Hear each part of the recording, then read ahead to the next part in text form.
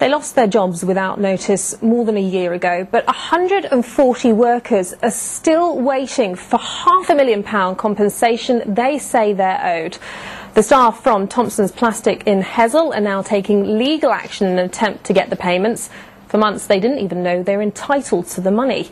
Well, Anne-Marie Tasker is in Hessle for us this lunchtime. Anne-Marie, how did this happen?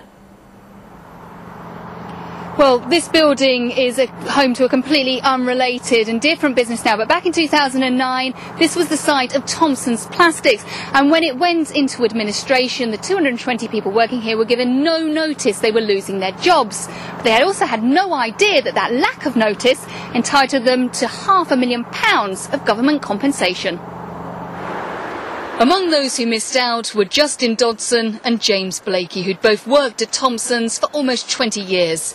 They only found out they were entitled to as much as £4,500 of government money by watching Look North, when we told you the story of how redundant caravan workers had claimed the cash. It's just such a big injustice because, you know, you've got a legal entitlement to this money. You know, a lot of people are still out of work and, you know, times are difficult and, it's money that you could do with, you know, to let you get by. So, you know, I felt we'd been cheated out of it personally. Together with 142 of their former colleagues, Justin and James are now asking the courts to award them the compensation money. They should have applied for it within 3 months of being made redundant, but they say they were never even told it existed. Well, it was furious because we never got informed. As I say, the administrators never gave us any information. They came on the shop floor, gave us 20 minutes, said, "You got 20 minutes to empty your lockers."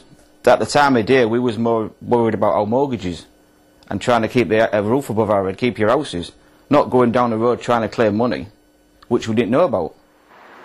So almost 18 months after they lost their jobs, these workers are still fighting for financial compensation. So, Anne-Marie, what happens now? Well, a court date that the group had earlier this month was postponed because the court said they need more reasons as to why they didn't apply within that 3-month legal time limit. What the group are hoping now is that that doesn't spell the end of their attempts to get the money they say they're owed. Thanks, Anne-Marie. There are claims hundreds of jobs could be protected by a new £3 million seafood village being created in Grimsby. The development's been given the go-ahead today and will be